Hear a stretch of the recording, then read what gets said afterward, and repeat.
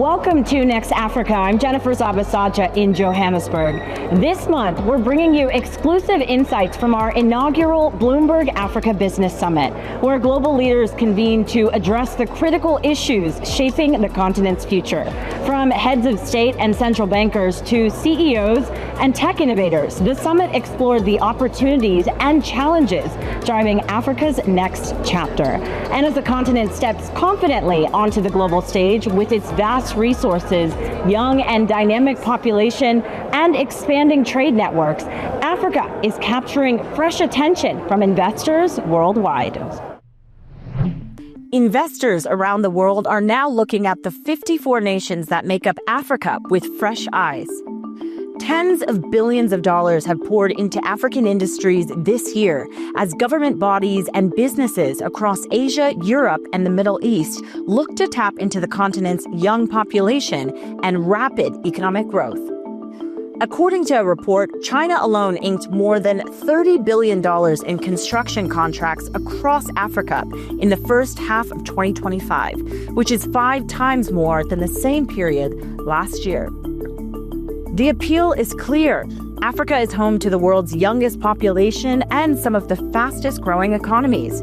Today, the continent is home to 1.6 billion people, and by 2070, the UN expects this number to more than double to 3.2 billion, which will contribute to the region's growth prospects. By 2050, Africa is expected to have 2.5 billion people. That will account for 1/4 of the world's population, but there are too few jobs. Unemployment is high in South Africa. About 1/3 of the labor force is unemployed. In the rest of the continent, the majority of young people are forced to find jobs in the informal sector. Trade deals that would help Africa secure investments, particularly in the manufacturing sector, that absorb this labor would help in terms of accelerating growth on the continent. The African Continental Free Trade Area, which was officially introduced in 2021, is expected to be fully operational by 2035 and is forecast to become the largest free trade bloc in the world, unlocking access to a $3.4 trillion market. But every boom has its bottlenecks. According to the African Development Bank, the continent faces a massive infrastructure financing gap of as much as $108 billion a year. Policy uncertainty, skill gaps, high youth unemployment, and rising debt burdens are also challenges many economies are facing on the continent, making it tougher for foreign capital to find stable footing in Africa. To help understand where investors should deploy capital, Bloomberg Economics developed a risk-ometer. It's a scorecard where countries are rated based on their economic and fiscal strength, governance, infrastructure, and external vulnerability. On our riskometer, we found that the countries with the lowest risk were South Africa, Botswana, and Mauritius. And there was a common theme for that. Firstly, we found that the institutions and governance were strongest in those 3 countries compared to other African economies. Secondly, the infrastructure was by far more superior, particularly in the case of South Africa, which is the most industrialized economy on the continent. The countries that had higher risk on our riskometer were the likes of Mozambique and Senegal. And the reason, and of course, the Democratic Republic of Congo. The reason for that was the flip side for the low-risk countries, which was poor institutions, particularly in the case of the Democratic Republic of Congo. Also, the infrastructure was a lot more poorer, is a lot more poorer in those economies. And as global trade realigns and fresh capital flows reshape Africa's economies, I caught up with some of the most influential business figures from across the continent. We have to create a country, an economy, and the private sector is key. If you look at the most successful economies in the world, they've succeeded because the private sector has identified those countries as good places to invest, good policies, whether it's legislative or fiscal or tax. The governments welcome investment. So the private sector in this country is critically important. America is a developed economy. Europe is a developed economy. We are a developing economy. So we've got to make sure that perceptions and the perspectives about South Africa as an investment destination, that those views are very good for us. But that's based on what we do, because there's a lot of work that we have to do. And there's good things that we are doing, but there's still a lot of challenges that confront us. Does the relationship with the U.S. concern you? Well, I heard the minister saying that there's 200,000 South Africans who are employed by American companies. It's very, very important. In a country where we've got so much unemployment, we are doing everything possible in the private sector, and also to the extent that we work together with government to make sure that every single business, whether it's American, European, Indian, Chinese, or Brazilian, finds this to be a good place to be. And we will continue, for us in the private sector, we will continue building good ties. It's very important. With Europe, with America, with Asia. The continent is redefining its growth trajectory by prioritizing sustainable development. It's looking at regional collaboration and also the participation of the private sector to drive progress. And for us, that is really so important, that Africa has got so much potential that it offers to the world. I mean, there's some amazing statistics. For example, by 2030, the agriculture sector is going to be $1 trillion. By 2029, we have got the fastest growing population that uses the internet. By 2090, about 1.1 billion internet users. And all of those present opportunities for Africa. You can look at all the various sectors.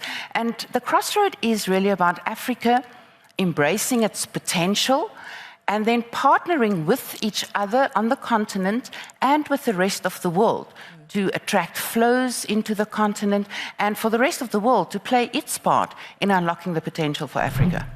The intra-Africa trade is tiny. It's 14 to 16%. If you look at the intra-trade in Europe, it's 75%. That's the opportunity. But what the principles that we put in our discussions now with the trade ministers, or at least the counterparts in Africa, one, we should not leave any country behind. Second, we need to develop and help each other in the development and of how we progress together, because we can't ignore countries in that journey. Third, it's our ambition in Africa to keep our raw materials in Africa, to deepen our localization, to make sure that we industrialize and we take it in stages. And I think these priorities are not. But again, what we're doing today with the key countries, again, we're here in South Africa, I have a meeting after this with the Minister of Trade and Industry, is that we need to take trade bilaterally to different levels. The trade between us is tiny. And again, when in Cairo, when I saw the minister, I told him doubling, and I felt doubling is nothing. We need to triple the trade. But we also need to address the challenges, because if we take it on the surface, then we're going to solve the issue. The trade, there is a limitation trade. The cost of shipping is very high. We need to have this connectivity with the ship liners, the air cargo, the banking systems that needs to be available for this trade. I think this is the future. This is the time for us to focus. We have the people, we have the raw materials, we are in a very unique location, and despite whatever happening globally, going back to the point about the global, again, divergence, if we are to say, this is the time for the South. This is the time where we need to build our strategies. RCEP, CPTPP, all these are, I would say, evolution of different multi-blind approaches. I think that's what it's heading towards. The South-South trade is a very important one going forward, because 20 years ago, South-South trade only accounted for around 5% of global trade. Today, it's 20% and rising extremely fast. Right? So the two components that feed into that has got to be consumption, trade, and infrastructure. The world has seen a huge proliferation of population. From literally 100 years ago, 2 billion, now 8 billion. Most of these are in the global South. I do think infrastructure is a real economic backbone towards that growth, and also a backbone of humanity's progress. And unfortunately, this is exactly where emerging markets can afford least for some of these infrastructure. It is very important. That's why I also co-chair the B20 task force around infrastructure, because I do think this infrastructure deficit is something that we have to fix. The world cannot turn our eyes away from it. We have ran a very aggressive diversification strategy, and I think from the SARS stats, the green shoots are beginning to show. As you have already said, yes, China in the agriculture, beef, and many products in that space of agriculture has come in handy. The European Union has been a lifesaver. They've come in a big way, including putting almost 200 billion gateway investment into the South African economy. And the Middle East, many countries are also coming in a big way. Obviously, most of them in the Middle East and in Southeast Asia are looking for a free trade agreement that will enable this to flow faster and quicker. And that is something we're looking at as the South African government. But we're happy that already you can see the numbers coming through. And also, obviously, the coming in of the AFCTA is also a big one, because that remains the big market for South African products. Still to come, Africa's youthful population has long been called its greatest asset, a powerful force for growth that's yet to be fully realized. We'll get you key takeaways from the Bloomberg Africa Business Summit on how the continent can unlock its next chapter of growth.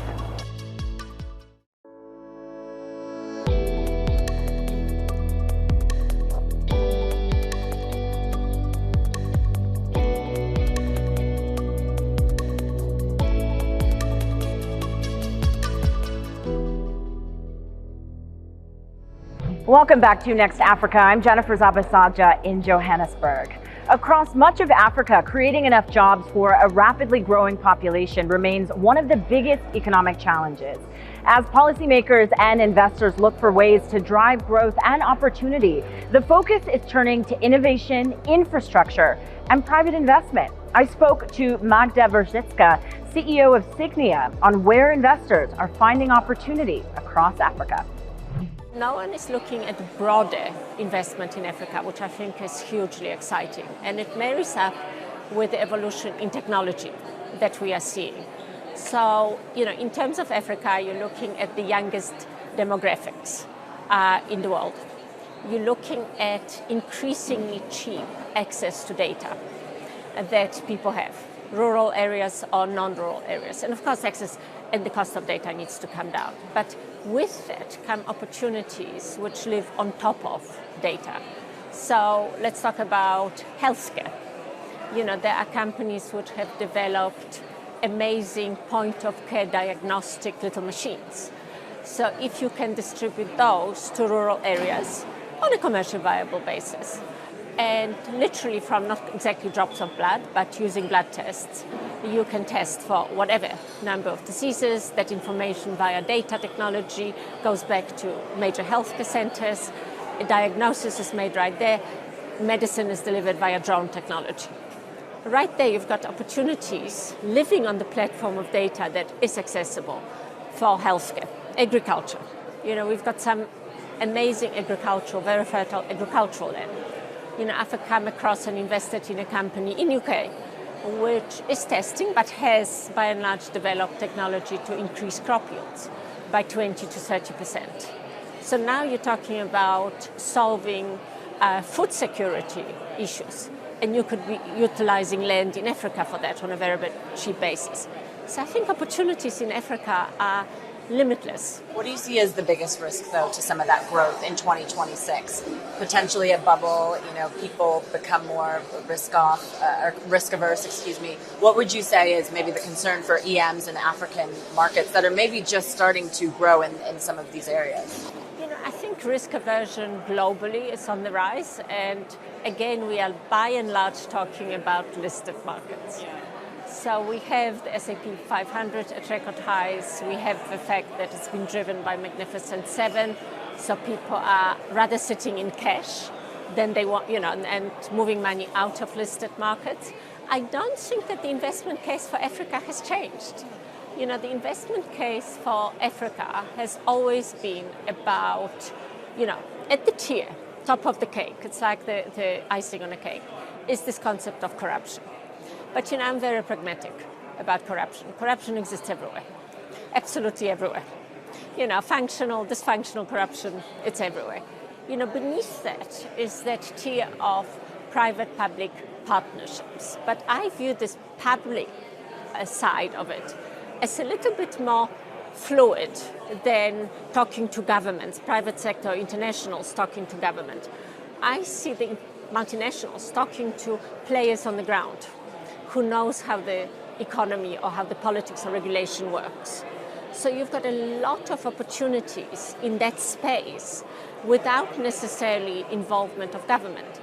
And, if you are partnering with local players, they usually have access to cutting through the red tape and government. So that's your second tier. And then the third tier, which is really interesting, is that you've got a very large informal economy in South Africa and in Africa. And there are opportunities for tapping into that informal economy. So we're not talking about people living on social benefits. We're talking about people making a living out of commerce, where there's absolute opportunity to tap into that and see what technology could enable informal economy. And again, commercial. All of it is based on capitalism. Yeah, still quite a bit of development, though, that needs to happen. Absolutely. But again, data, technology, access to data in those communities creates opportunities. Isn't this the moment for the continent? This indeed is the moment for the continent. We really need to be able to live up to it. We have the youth. We just have to prepare our youth properly in terms of education so that they can be able to drive the advent of AI very meaningfully. And also what God has given us and blessed the continent with in terms of rare earth, we really need now to be much more smarter. We can't afford also to miss on the opportunities where now our political principles have got to start driving the right policy to make sure that there is much more beneficiation and there's much more industrialization on the back of these rare earth and strategic minerals. And it is important from our perspective that we really start to aggressively invest on the beneficiation, industrialization on the back of these minerals. I like what we are seeing in this country and in other countries in the region. I think that the redirection of the supply chain may be beneficial for this continent. So we will continue prudently, but invest. These are economies that South Africa is turning around, but also other economies are growing faster. As you continue reforming these countries, so then the creation of jobs will be necessary, and they will happen. The size of the informal economy will be smaller as labor laws and other reforms take place. So likewise, you do all that, so everything improves. But they have to really do it in order for that to happen. You cannot continue with these numbers, 60s and 40s in unemployment and things like that. So I think that the government is doing all the right things in this country, and hopefully that continues and get deeper, so then you have a better situation for the people in the country. What we're missing, in a single word, is alignment. We have so many opportunities on the continent. However, those that should take charge or take advantage of these opportunities are far too often left behind, left out of the discussions, are unable to access the opportunities that exist. You might say, why aren't they able to access the opportunities? For the vibrant youth that we have in Africa, and we are very vibrant, you only need to spend like 5 minutes on social media to see just how vibrant and creative African youths are. Something happens in 30 seconds, 1 minute, we see skits all over the place, interpretation. But what we're finding is that our educational level is still relatively low compared to what the needs are. So there's a skill gap that exists. The innovation that is going to come out of Africa is going to be outstanding. We have the opportunity to leapfrog. We don't need to go through the stages that other countries have. And I think if we're humble enough to look at what other markets have gone through, in particular in Asia, where they've been successful, blend that with looking at the technological advances that are necessary for us to be able to create economic growth and opportunities for young people, I think Africa can be relevant. All the social demographic statistics are in our favor. But we have to prepare for that future in every way, from education, social services, technology, infrastructure. Then we will be the continent that transforms over the next decade. Coming up, as the global energy race accelerates, Africa's mineral wealth takes center stage. From critical minerals to renewables, how the continent can turn its resources into real economic power. We'll hear from leaders driving Africa's energy transformation next. This is Bloomberg.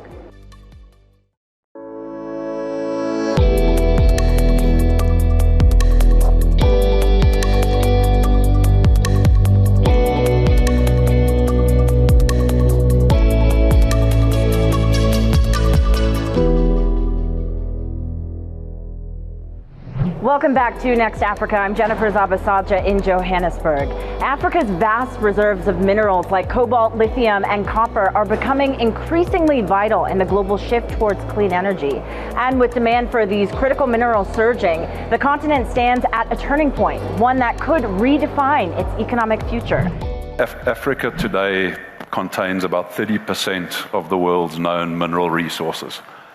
Some of those we are by far the leaders in. Platinum group metals, more than 75%, chrome more than 70%, and so the list goes on. Cobalt 50%. A lot of the critical minerals that we're going to need for the transition, whether it's copper, whether it's graphite, whether it's lithium, we have resources across Africa in all of these.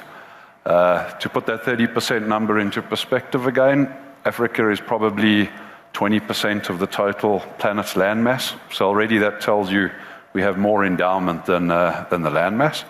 But probably most exciting, I think, when we look forward, is that today Africa only attracts about 10% of global exploration spend. So the opportunities to find more of these incredible endowments, whether it's gold in the Wits, PGMs in the Bushveld complex, copper in the copper belt of Zambia, DRC, we have an incredible geology across the continent that hasn't yet been properly explored. So you talked about Africa's 30% of the mineral reserves of the world. But in your last statement, you mentioned the fact that we have 10% of exploration, so that is not defined. And I want to emphasize the point. Africa's mineral ore bodies actually contain so much more. Mm-hmm. Most times you find not just gold, but you find platinum with it, you find copper with it, you find silver with it. In some cases, you find uranium with it. I mean, recently, Plat Reef, that was announced this year, demonstrated that. Likewise, several other deposits in Nigeria, for example, you're looking for tin and columbite, but you have several other rare earths coming with them. So generally, the ore bodies in Nigeria, in Africa, are much richer. Mm-hmm. And that's something for us to note, that with the right investments, so much more can be done on the continent. And that's Next Africa for this month. But don't forget our weekly podcast for more of what's happening across the continent, available on Apple, Spotify, and wherever you usually get your podcasts. You can also subscribe to our bi-weekly Next Africa newsletter, available on the terminal and website for even more reporting from the Bloomberg team.